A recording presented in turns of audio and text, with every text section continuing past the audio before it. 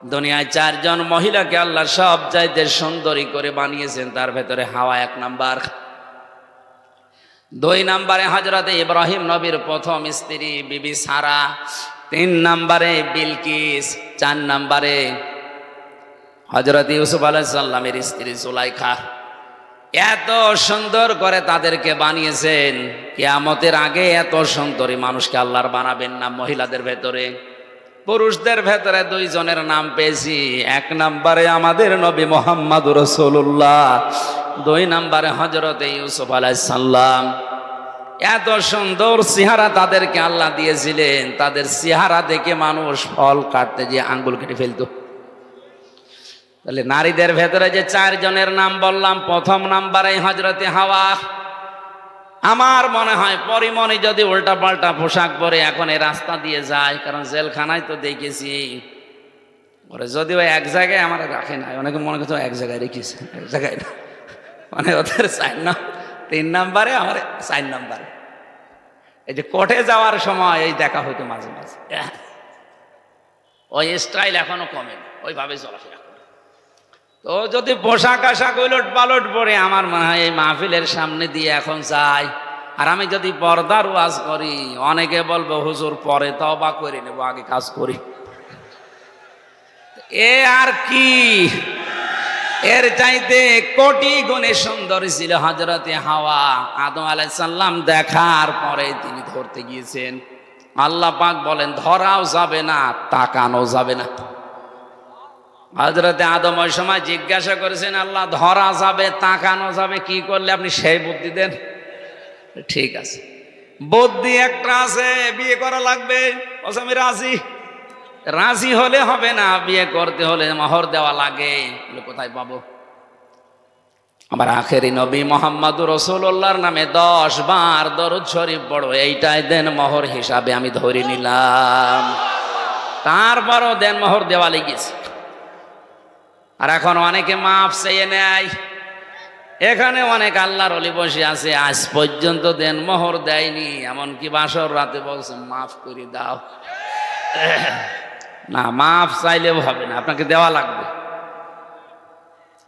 হযরতে আদম আলাইহিস সালাম বিবাহের পরে আল্লাহ নির্দেশ দিলেন, যাও স্ত্রীকে নিয়ে বা চলে যাও, তুমি নিজে যাও, তোমার বউকে নিয়ে জান্নাতে যাও। জান্নাত আমাদের বাবার বাড়ি।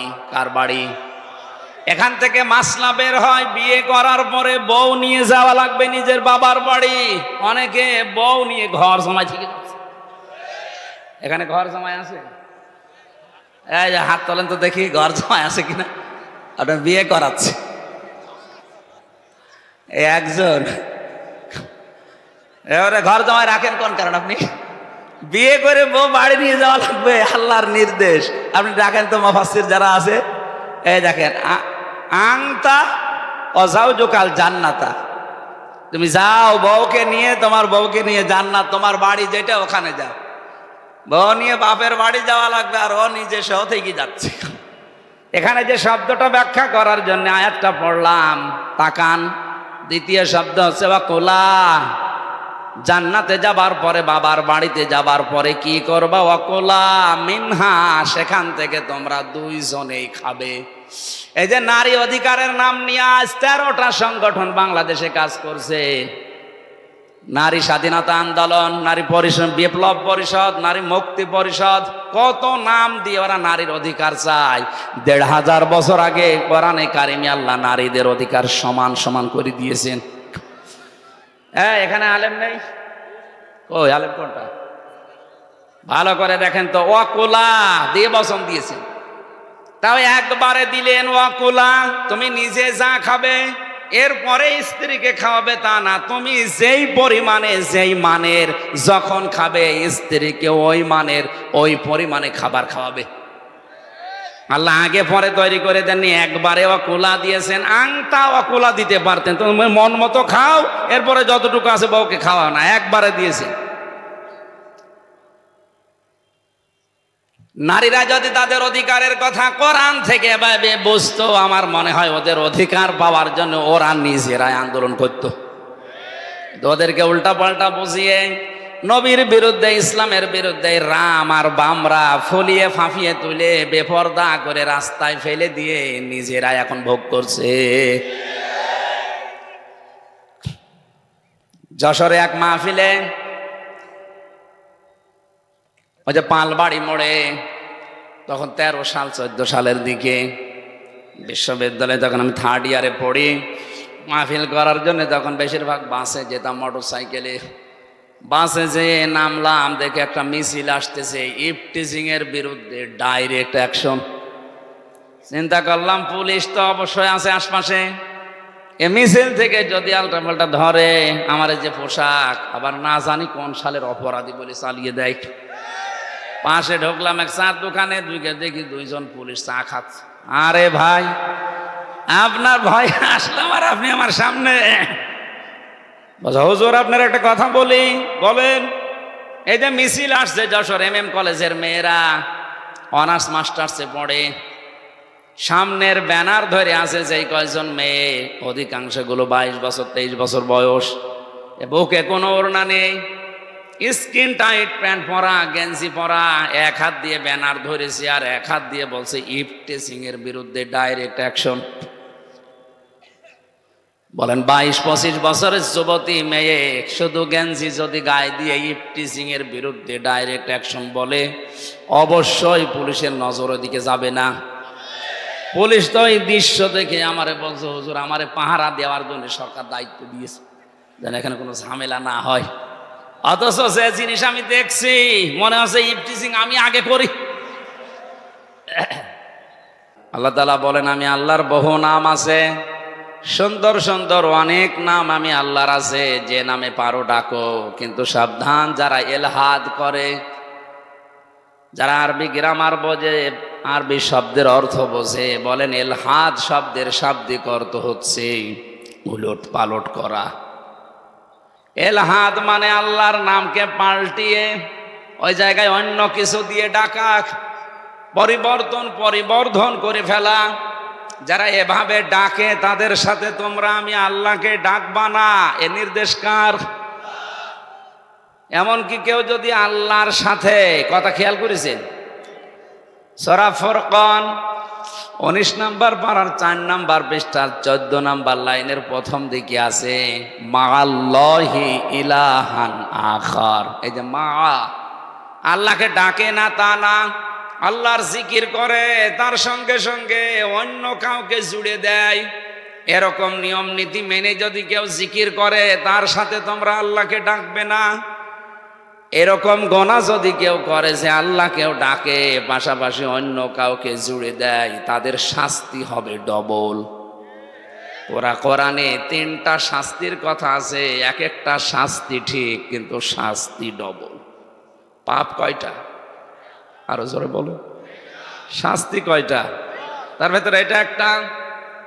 আল্লাহকে ডাকে পাশাপাশি অন্য কাউকে জুড়ে দেয়, বা আল্লাহর নাম পরিবর্তন করে ফেলে, ওলট পালট করে ফেলে, এদের শাস্তি ডবল। পাপ একটা। জিকির করছে আল্লাহর নামে, ঠিক আছে, কিছুক্ষণ লা ইলাহা ইল্লাল্লাহ, কিছুক্ষণ সুবহানাল্লাহ, আল্লাহ আল্লাহ, পাশাপাশি তারা ইয়া আলী বাবা, শাহ আলী বাবা। আর এগুলো বেশি হয় ব্রাহ্মণবাড়িয়া, কুমিল্লায়। আল্লাহর ওলি দেশে মরার আর জায়গা পায়নি, সব মরেছে 2 জেলায়। তো তাদের নামে জিকির করা লাগবে? আরে ভাই, রাসূলুল্লাহর নামেও জিকির করা জায়েজ নেই। কেউ যদি ইয়া রাসূলুল্লাহ জিকির করো, কবিরা গুনাহ হবে। রাসূলুল্লাহর নামে পড়তে হবে দরুদ, আর জিকির করা লাগবে কার নামে? এরপরেও যদি আপনার বিবেক না খোলে, আপনার মগজে ধাক্কা না দেয়, আমার মনে হয় আপনার মগজে কুকুরে পোশাক করেছে। আমি আর নিম্ন শব্দ বলতে পারলাম। এত কিছু বোঝেনি, এই সাধারণ জিনিসটা আপনার মাথায় আসে না। ও ধোকা দিয়ে বোকা বানাচ্ছে, আল্লাহর সাথে অন্য কাউকে ডেকে ডবল শাস্তির ব্যবস্থা করছে। আমি দলিল দিয়ে বলেছি, সূরা ফুরকান 19 নম্বর পারার 4 নম্বর পৃষ্ঠা 13-14 নম্বর লাইনের প্রথম দিকে এই শব্দটা আছে, মাআল্লাহি ইলাহান আখারা। আল্লাহকে ডাকে, ডাকে না তা না, মাঝামাঝি সাথে সাথে অন্য কাউকে জুড়ে দেয়। সুতরাং আল্লাহ আল্লাহ জিকির করার পাশাপাশি যারা ইয়ালি বাবা শাহালি বাবা ডাকছে, ওদের শাস্তি তো ডবল হবে, যাদের ডাকায় তাদেরও শাস্তি ডবল। তাফসীর করলে এই নিয়মটা যেহেতু এলাকায় চলে, এটা মিলবে না। যারা ওই কাজ করে তারা আমারে মাথায় তুলে রাখবে, বলেন। এই জন্য হারজনের ব্যাখ্যা করতে গিয়ে আমি পেয়েছি, হে নবী, ওই মানুষগুলো হয়তো এতদিন ইবাদত মনে করে এরকম নিয়ম নীতি চালিয়ে আসছে, আপনি কথা বলতে গেলে ওইগুলো তো টিকবে না, কোরআনের সামনে সব ভুয়া মনে হবে। ওই মানুষ তখন আপনার উপর রাগ করবে। যে যা মনে করে, মন খারাপ করে করুক, আপনি আমি আল্লাহর দিকে তাকিয়ে আমার এই জিকির, এই কোরআনের কথাগুলো ওপেন বলবেন। বলিল হাক্কু মির রাব্বিকুম ফামান শাআ ফালিয়ুমিন ওয়া মান শাআ ফালিয়াকফুর। সঠিক কথাগুলো তুলে ধরেন, হক কথাগুলো। যার ইচ্ছা হয় সে মেনে নিক, যার ইচ্ছা হয় সে গোপন করুক, কুফরি করুক। ইন্না আতাদনা লিয-যালিমিনা নারা, জালেমদের জন্য আমি আল্লাহ আগুন তৈরি করে রেখেছি। জোরে বলেন নাউজুবিল্লাহ। সুতরাং কোরআনের হক কথা, সঠিক কথা শোনার পরে যারা মানবে না, তাদের জন্য তৈরি হয়ে আছে কি? আগুন। বলেন কি? আমরা অত পাগল ইনশাআল্লাহ হব না যে জেনে শুনে জাহান্নামে যাব। যারা ওই লাইনে আছে, না জেনে ভুল করছে, জেনেও ভুল করছে, তাদের কথা বাদ দিলাম, ওদের বিবেক নষ্ট হয়ে গেছে। অন্তত আপনারা তো ওই রকম না। কি ওই রকম নাকি? বিবেকটা কাজে লাগাবেন। আমি একটা হাদিস বলছি, কয়েক মিনিটের ভেতরে খুব ভালো করে ওয়াজের ভেতরে শেষ হয়ে যাবে ইনশাআল্লাহ। মানিত্তাবাআল হুদা বিগাইরিল কোরআন আদাল্লাহুল্লাহ। নবীজি বলেন, কোরআন বাদ দিয়ে পৃথিবীর কোন নিয়ম নীতি যেখানে চলে, কোন মানুষ যদি হেদায়েত পাওয়ার জন্য, ভালো হওয়ার জন্য ওখানে যায়, ওর মন যদিও ভালো ছিল কিন্তু কোরআন সেখানে ছিল না।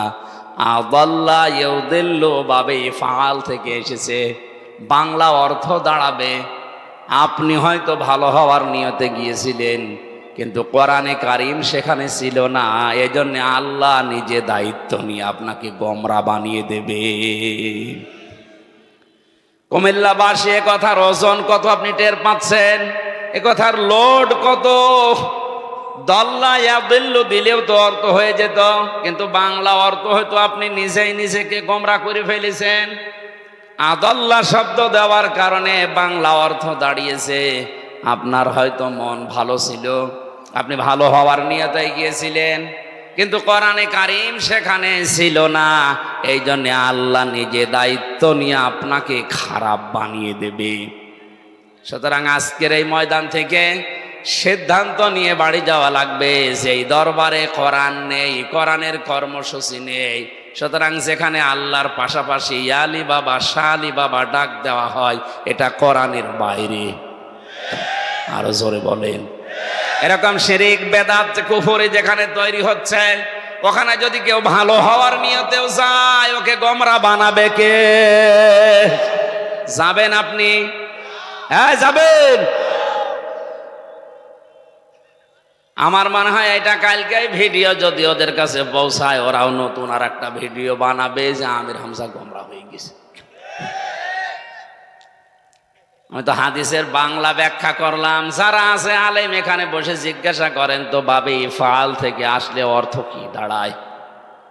যারা ভুল ধরবে, ওই যে নূরে বাংলা ইংরেজি বাংলা, ও বাবে ইফআল কি ও তাও জানে না, আন্দাজে ভুল ধরে।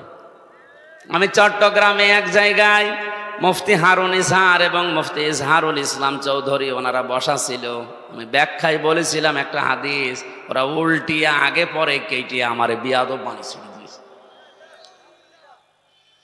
বলে এর ভেতরে রসুলের মহব্বত নেই। রসুলের মহব্বত তোমার ভেতরে এত বেশি, আমি যে 3 বছর জেল খেটে আসলাম আমার প্রেমিকার মহব্বতে। সিটারি করার জায়গা পাও না, এদেশের মানুষ সব জানে।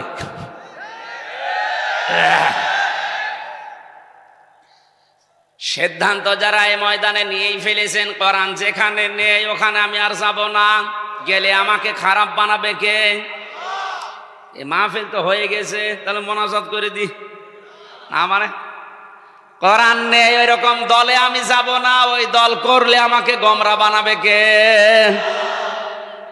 কোরআন নেই এমন দরবারে, এমন মাজারে, এমন পীরের কাছে আমি যাব না। ওখানে গেলে আমাকে গোমরা বানাবে কে?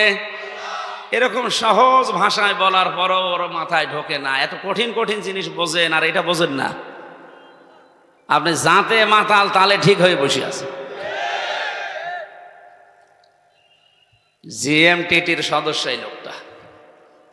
আল্লাহ আমাদের হেফাজত করুন, বলেন আমিন। ইত্তাবিউ মা উনজিলা ইলাইকুম মির রাব্বিকুম ওয়ালা তাত্তাবিউ মিন দুনিহি আউলিয়া কলিলাম মা তাযাক্কারুন। আল্লাহ পাক বলেন, তোমরা সবাই মিলে অনুসরণ করো তোমাদের রবের পক্ষ থেকে যেটা তোমাদের ওপরে নাজিল হয়েছে। আমাদের অনুসরণ করা লাগবে সবাই মিলে। কোনটা? আরো জোরে বলেন। কোরআনের 19টা প্রধান নাম আমি 55টার উপরে পেয়েছি, সামারাইজ করে 19টা। এর ভেতরে মেন নাম পৃথিবীতে বেশি চলে 4টা। এর 1 নম্বরে আল কোরআন, 2 নম্বরে আল ফুরকান, 3 নম্বরে আল কিতাব, 4 নম্বরে আল জিকির। এই 4টা নাম দুনিয়ায় চলে বেশি।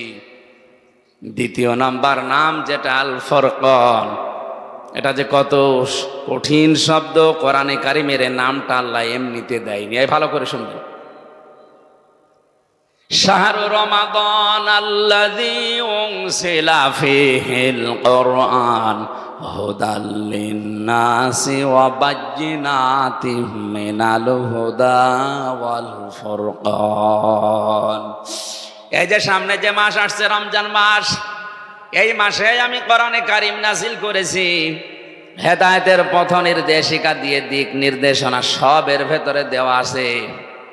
জীবন চালানোর জন্য যা লাগবে এটা আছে। হক আর বাতিল পার্থক্যকারী যত নিয়ম কোথায় আছে? কোরআনে। বলেন বলেন। আল্লাহ ফুরকান শব্দটা দিয়েছেন এই কারণে। আমি ব্যাখ্যা পড়তে গিয়ে দেখলাম তাফসিরে হাক্কানিতে মুফাসসির লিখেছেন, কোরআনে কারিম এই ফুরকান, এই কিতাব, এই জিকির এটা পাওয়ার পর পরবর্তী বাকি যে জীবন দুনিয়ায় থাকবে, এই জীবনে যদি হক আর বাতিল পার্থক্য করে চলতে না পারে, তাহলে ওই লোকটাকে হেদায়েত দেওয়ার মতো কোনো কিতাব আর দুনিয়ায় নেই। স্পষ্ট কিতাব আমাদের কাছে থাকার পরও হক বাতিল আমরা চিনি, পার্থক্য করার ক্ষমতা আছে, কিন্তু করি না। এ কোরআন তাহলে এসেছে ফুরকান হিসাবে, আপনি কি করলেন? বাকি জীবনটা তো আপনাকে হক বাতিল পার্থক্য করে চালানো লাগবে। এটা যদি কেউ না করে তাহলে ওর বিবেক কোথায় গেল? গরু ছাগল মরার পরে ওর হিসাব হবে না, কংতো তোরবা মাটি হয়ে যাবে। আপনি মাটি হবেন না, কারণ আপনার বিবেক আছে। আর এই বিবেকেও যদি কারো কাজে না লাগে, তাদেরকে আল্লাহ জাহান্নামে দেবে। 3 বার আল্লাহ এই কথা গুরুত্ব দিয়ে জানিয়েছেন। ওয়ালাকাদ যারানা লিজাহান্নামা কাসীরাম মিনাল জিন্নি ওয়াল ইনস লাহুম কুলুবুন লা ইয়াফকাহুনা বিহা। ওয়া একটা, লাম একটা, কদ একটা, 3 বার তাকিদ দিয়ে আল্লাহ বলেন অবশ্যই অবশ্যই অবশ্যই। অধিকাংশ মানুষ আর জিন জাহান্নামে যাবে, এই কারণেই তারা তৈরি হয়েছে। যেহেতু কাসির বহু বচন আল্লাহ দিয়েছেন, অধিকাংশ মানুষ আর জিন জাহান্নামে যাবে। কথা কার? তাহলে আমাদের দোষ কি? এখানে 3টি ইন্দ্রিয় শক্তির কথা আল্লাহ জানিয়েছেন। এই 3টি ইন্দ্রিয় শক্তি যাদের আছে কিন্তু কাজে লাগায় না, এই মানুষগুলো চির জাহান্নামী। লাহুম কুলুবুন লা ইয়াফকাহুনা বিহা, যাদের কলব আছে, হৃদয় আছে, কিন্তু চিন্তা নেই। কথা বুঝতেছেন? কলব আছে, হৃদয় আছে, চিন্তা নেই। বিবেক থাকার পরেও যারা কাজে লাগায় না, এরা জাহান্নামী। এরা আরো জোরে। এই দেশে এখন এই শ্রেণীর মানুষ দিন দিন বাড়ছে। আর আমাদের ভেতরে ওই যে ধারণা বদ্ধমূল হয়ে আছে, কালেমা যখন পড়েছি জান্নাত একদিন যাবো, সুতরাং কোরআন অস্বীকার করলেও অসুবিধা নেই। একটু ভালো করে শুনবেন এই কথাটা। দুনিয়াতে যে কোনো জিনিস আছে, যত ইবাদত আছে, ওই ইবাদত ভেঙে যাওয়ার কিছু কিছু পদ্ধতি আছে। কথা বুঝতেছেন? অজু করলে অজু ভেঙে যায় কয় কারণে? 7 কারণে। 7টা কারণে অজু ভেঙে যায়। 7টার ভেতরে একটাও যদি কেউ করে তার অজু আর থাকবে? এটা বোঝেন তো? নামাজ ভেঙে যায় 19টা কারণে। কয় কারণে? এই 19টার একটাও যদি পাওয়া যায়, নামাজ যত সুন্দর করে পড়েন নামাজ হবে, নামাজ শেষ। যদি বলেন 19টার 18টা করেছি, একটা একটু ঝামেলা, আমার অন্তত 18টা সওয়াব দেন, একটাও হবে? এটা যেমন সহজে বুঝলেন, যত ইবাদত আছে দুনিয়ায় সবগুলো ভাঙার কিছু কিছু কারণ আছে। হজ ভাঙার কারণ আছে, রোজা ভাঙার কারণ আছে। এক কথা বলা লাগবে। আপনার ইমান যে আছে, ইমানও ভেঙে যাওয়ার কারণ আছে। কোরআন শরীফ আর হাদিস মিলে আমি পেয়েছি এই 3টা বছর যতগুলো আলেম এক জায়গায়, প্রায় 76 জন ছিলাম, তো বড় বড় আলেম সব আমরা মিলিয়ে কোরআন হাদিস থেকে পেয়েছি ইমানও ভেঙে যায়। অজু যেমন 7 কারণে ভাঙে, নামাজ যেমন 19 কারণে ভাঙে, মানুষের ইমান ভেঙে যায় 10 কারণে। এই 10টা কারণের একটা যদি পাওয়া যায়, তার ইমান আর ইমান থাকবে না, ও আর আবু জেহেল সমান। এই কথা বলুন। তার ভেতরে 1 নম্বরে কোরআনের একটা শব্দ যদি কেউ অস্বীকার করে, সে আবু জেহেল, সে আবু জেহেল, সে আবু জেহেল। কোরআনে কারিমের একটা না হাজার হাজার শব্দ আপনি অস্বীকার করে আরো বিরোধিতা করছেন, আপনার তো ইমানই নেই। অজুর 7টার একটা পেলে যেমন অজু ভেঙে যায় নষ্ট, 19টার একটা পেলে যেমন নামাজ ভেঙে যায়, 10টার একটা পেলে আপনার ইমান। তাহলে ইমান যদি ভেঙে যায়, তাহলে আপনার ইমান আর আবু জেহেলের ইমান তো সমান হয়ে গেল। ওকে যদি জাহান্নামে দেয়, আপনাকেও দেওয়া লাগবে। ওকে যদি জাহান্নাম থেকে আর বের না করে, আপনাকেও করবে না। এখন যদি বলেন কই আমি তো নামাজ পড়ি, আরে ভাই আপনি নামাজ পড়েন কোন মসজিদে? আপনি নামাজ পড়েন কুমিল্লারে, দেবিদ্বারে, আর আব্দুল্লাহ ইবনে উবাই নামাজ পড়তো কাবা শরীফে, মসজিদে নববীতে। এত সহজ করে বলার পরেও যদি কারো বিবেক না খোলে, আমার তো আর হাতে দারোগা পুলিশের মতো লাঠি বন্দুক নেই, আমি পারবো না। সঠিকটা তুলে ধরেছি, এবার আপনি বিবেক দিয়ে ভাববেন। সবাই মিলে অনুসরণ করার কথা বহু বছর এমনি চিটারি করার জন্য, খেলা করার জন্য দেয়নি। এদের ব্যাখ্যায় হাদিস হচ্ছে বাল্লিগু আন্নি ওয়ালাউ আয়া, তোমরা সবাই মিলে প্রচার করবা। একটা বাক্য যদি তোমার জানা থাকে, কথা খেয়াল করেন, বাল্লিগ না বাল্লিগু, বহু বচন কেন দিয়েছেন? এটা শুধু হামজার কাজ। কথা বলুন, এটা শুধু কাসেমের কাজ। নবীর উম্মত যারা দাবি করবে, সবার ফরজ দায়িত্ব এইটাও, যদি একটা আয়াত জানে ওইটা মানুষের কাছে বলবে। আমার হয়তো বেশি জানা আছে, আমার বেশি বলা লাগবে। আপনার যদি একটা জানা থাকে, কুল হুয়াল্লাহু আহাদ, ওইটাই প্রচার করা নামাজের মতো ফরজ। কারণ আল্লাহর কথা মেনে নেওয়া যেমন ফরজ, রসুলের কথা মানা কি আরো জোরে। এই ফরজ দায়িত্ব পালন করতে গিয়ে আমি যদি ঝামেলায় পড়ি, আপনার কোনো ঝামেলা নেই, আপনি কিসের উম্মত? এই জন্য ইত্তাবিউ বহু বচন দিয়েছি, সবাই মিলে অনুসরণ করো। সবাই মিলে যখন অনুসরণ করতে যাবা, অন্তত বাংলাদেশে 96% মুসলমান, 4% আছে অন্যান্য জাতি, ওরা তখন আর মাথা তুলে কথা বলার সাহস পাবে না। 96-এর ভেতরে 6% মানুষ বলে, আর 90% সব তাল দেয়। তখন এরা কি করবে? ওই 4% আর এই 90-94% হয়ে যায়, মাঝখান থেকে আমরা হয়ে যাই 6। এই তখন পুরে রাখে ছেলে ভেতরে। তাছাড়া এ দায়িত্ব শুধু আমার একা, এ কাসেমের একা। সবাই মিলে যদি এই ফরজ দায়িত্বটা পালন করতাম, এই দেশে কোনো আলেমের জেলখানায় থাকা লাগতো না।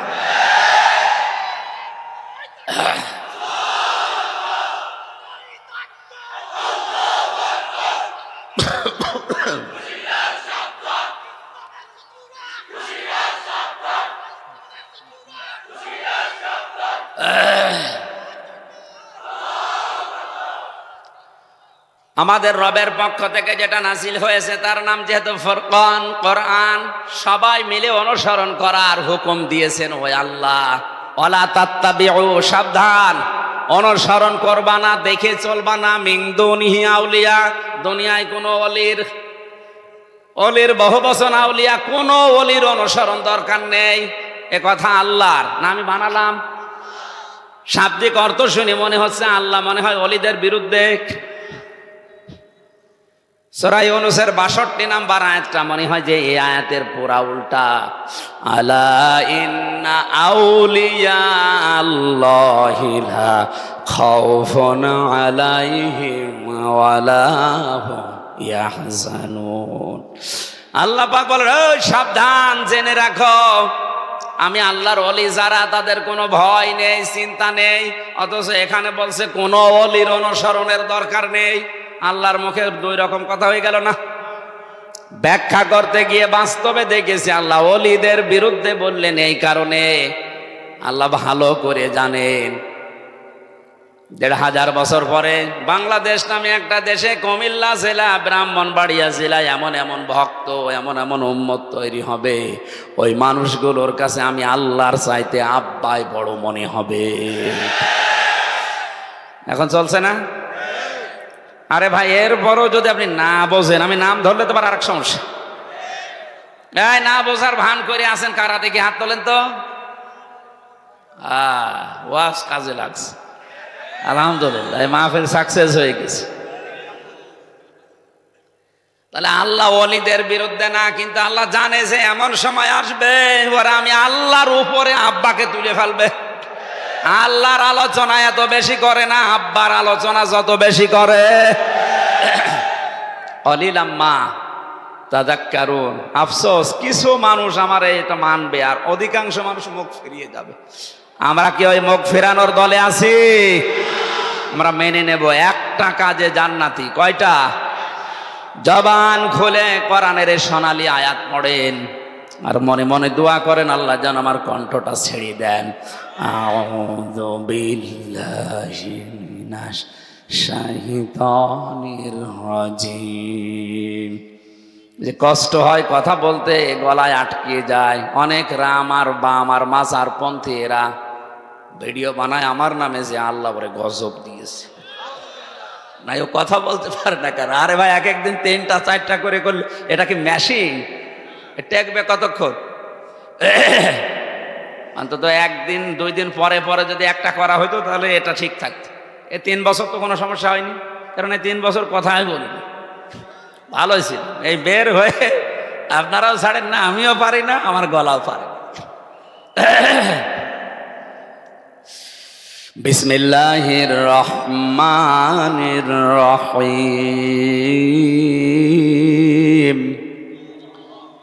قُلْنَا اهْبِطُوا مِنْهَا جَمِيعًا। আল্লাহ পাক বলেন, তোমরা সবাই মিলে এখান থেকে নেমে যাও। হযরতে আদম, হাওয়া এবং শয়তানকে আল্লাহ ওই সময় নামিয়েছেন ৩ জন, কিন্তু শব্দ দিয়েছে বহু বচন।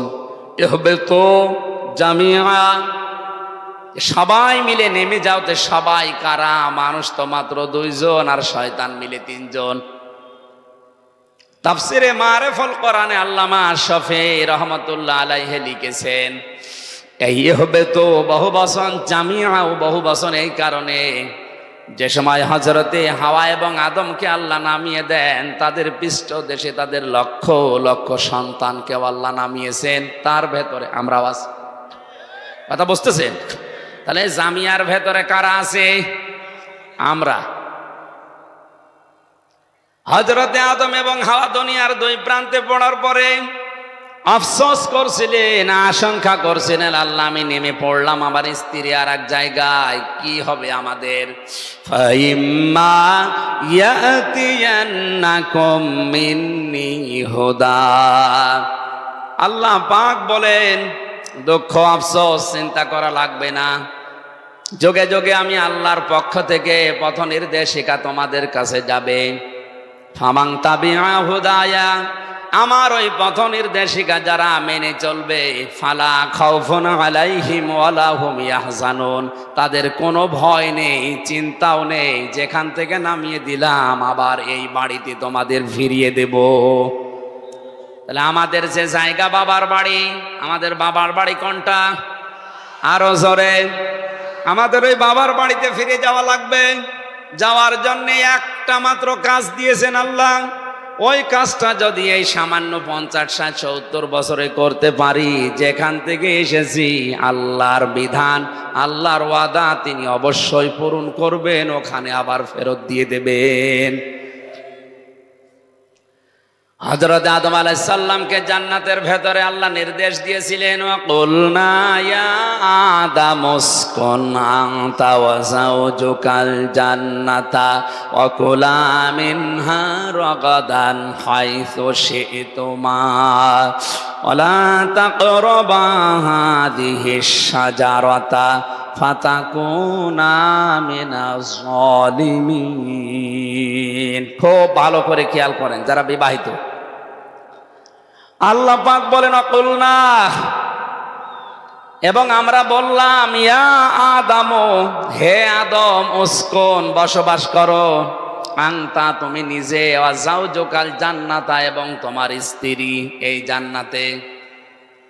হযরত আদম এবং হাওয়াকে আমার আল্লাহ বিবাহ দিয়েছিলেন। বিবাহের পরে যেখানে থাকতে দিয়েছিলেন ওই জায়গাটার নাম জান্নাত। জায়গার নাম কি? এ তাফসিরে পেয়েছি আমি, হযরত আদম আলাইহিস সালাম সব কিছু জান্নাতে ছিল, শুধু স্ত্রী ছিল না, এই জন্য তার মনের ভেতরে আনন্দ ছিল না, মন খারাপ। মাঝে মাঝে আল্লাহ পাক মনের অবস্থা বোঝার কারণে বাম পাজরের হাড় বের করে একটা মানুষ বানিয়ে তার সামনে রেখেছিলেন, হাওয়া। একটা লোক আমারে জিজ্ঞাসা করছিল, হুজুর ওয়াজ করেন 1.5 ঘন্টা 2 ঘন্টা, বহু কথা বলেন, এত কথা মনে রাখা সম্ভব না, শর্টে কাটে একটা কথা বলেন যেন এটা মেনে নিলে জান্নাত যেতে পারে। তাই তো শর্টকাট রাস্তা খুঁজতেছে। কোরআন শরীফ খুঁজতে আরম্ভ করলাম যে শর্টে কাটে জান্নাত আছে কিনা দেখি। এই আয়াতটা অন্তত আমার নজরে একটু ধরা পড়েছে। আমি দেখলাম এই আয়াতে আল্লাহ যা দিয়েছে, একটা কাজ যদি দুনিয়ায় কেউ করে সে জান্নাতি। আমার আজকের আলোচনার বিষয় একটি কাজে জান্নাতি। আমরা জান্নাত যেতে চাই না? সূরা বাকারার 38 নম্বর আয়াত। আবার এই একটা কাজও অনেকে করতে চায় না। একটা কাজ আমরা এখন যা শুনবো করতে রাজি হব তো ইনশাআল্লাহ? কোরআন কি করে মানুষের কাছে উপস্থাপন করা লাগে এটা আল্লাহ আমাদের শিখিয়েছেন। আমরা আল্লাহর ওই ধরনটা সামনে নিয়ে আসি, এরপরে তাফসীরে প্রবেশ করবো ইনশাআল্লাহ। আল্লাহ রাব্বুল আলামিন বলেন, কিতাবুন উনজিলা ইলাইকা ফালা ইয়াকুন ফি সাদরিকা হারাজাম মিনহু লিতুনযিরা বিহি ওয়া যিকরা লিল মুমিনিন।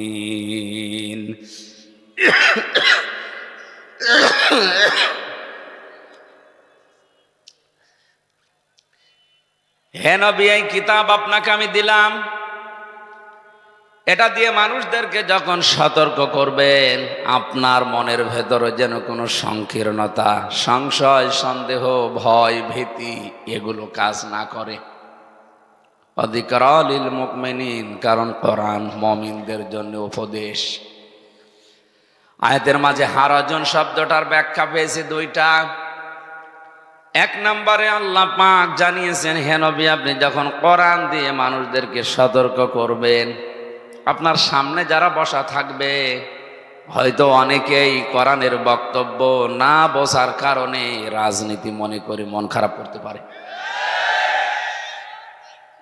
মনে হয় এই দেশে আয়াত বলা ঠিক হলো, মানে এরকম মানুষ তো এই দেশে নেই। আল্লাহ পাক যেটা বোঝাতে চান ওইটা না বুঝে ও উল্টা রাজনীতি মনে করে মন খারাপ করে বসে আছে। আরে ভাই, আপনি বসবেন তো আগে। 2 নম্বরে, কোরআনের কথা যখন তাফসীর আকারে বলতে যাবেন, তাফসীর মানে খুলে ফেলা, ওপেন করা, খোলস মুক্ত করা, ছেড়ে দেওয়া। 99টা অর্থ আছে।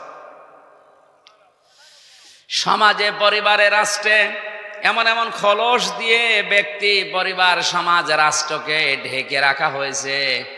কোরআনে কারিম দিয়ে যখন আপনি কথা বলবেন ওই খোলসগুলো খুলে যাবে। অপরাধী যারা তাদের অপরাধগুলো উন্মুক্ত হয়ে যাবে। আবহমান কাল থেকে এমন এমন নিয়ম নীতিকে অনেকে ইবাদত মনে করে চালিয়ে আসছে, কোরআনের তাফসীর করলে ওইগুলো টিকবে না। তখন যারা আপনাকে নিয়ে এসেছিল ওয়াজ শোনার জন্যে, তাফসীর শোনার জন্যে, হাদিয়া তোফা নজর নেওয়াজ দেবে, আপনার এই কথা শুনে যখন দেখবে মিলছে না, ও মানুষ হাদিয়া দেওয়ার পরিবর্তে তাড়া দেবে। আমার তো মনে হচ্ছে ১৫০০ বছর আগে যা যা আল্লাহ বলেছে এই ১৫০০ বছর পরে কুমিল্লার সাথে সব মিলে যাচ্ছে। আজকে ১ টাকা যে জান্নাতি এটা বলার পরে আমার হাদিয়া দেয় কিনা আমি ভাবছি, নাকি আমার তাড়া খাওয়া লাগে। আশা করছি তাড়া খাওয়া লাগবে না, আমি চেপে চেপে বলবো তো, অসুবিধা নেই। কোরআনে কারীম জানিয়েছে, ওয়াইযা ক্বিলা লাহুম তাআলাউ ইলা মা আনজালাল্লাহু ওয়া ইলার রাসূলি ক্বালু হাসবুনা মা ওয়াজাদনা আলাইহি আবাউনা আওয়ালাউ কানা আবাউহুম লা ইয়ালামুনা শাইআন ওয়া লা ইয়াহতাদুন। সূরা মায়েদা ৭ নম্বর পারার ৪ নম্বর পৃষ্ঠার ১ম নম্বর লাইনের ১০৪ নম্বর আয়াতে আছে। এটা তাফসীরে ফি জিলালিল কোরআনে পাবেন। হে নবী, আপনি যখন ওদেরকে বলবেন আসো আল্লাহর বিধানের দিকে, রাসূলের আদর্শের দিকে, তখন অনেক মানুষ আছে এমন কথাও বলবে, হাসবুনা মা ওয়াজাদনা আলাইহি আবানা, আপনার এই কথা লাগবে না, আমরা আমাদের বাপদাদা, পূর্বপুরুষ, মুরব্বী, পীর সাহেব এদের কাছে যা পেয়েছি ওইটাই আমাদের জন্য জান্নাতে যাবার যথেষ্ট। এরকম কথা বাংলাদেশ, ভারতে অনেকে বলে। আপনি কোরআন দিয়ে বোঝাবেন, বলবেন না আমার বাবা বলেছে। বছরে তো প্রায় ৩৩-৩৪টা আমার এই ছোট নজরে ধরা পড়েছে এই বাংলাদেশ আর ভারতে, তার ভেতরে একটা হচ্ছে জিকির। আল্লাহুম্মা আমিন। রব্বানা আতিনা ফিদ দুনিয়া হাসানা ওয়া ফিল আখিরাতি হাসানা ওয়া কিনা আযাবান নার। আল্লাহ, বড় আশা নিয়ে তোমার বান্দা বান্দিরা এসেছিল, আমার শরীরও সাপোর্ট দেয় না, সময়ও কভার করে না। চারিদিকে তাকিয়ে তোমার বান্দাদের আফসোস তুমি মিটিয়ে দিও। আগামীতে এই মাহফিলটা কোরআনের জন্য বিশাল আকারে তুমি কবুল করে নাও। আল্লাহ, তুমি জেলখানা থেকে যখন মুক্ত করে দিয়েছো, আমার কণ্ঠটা তুমি আগের মতো বানিয়ে দাও। বারাকাল্লাহু লানা ওয়া লাকুম ফিল কোরআনিল আযীম। আলহামদুলিল্লাহ।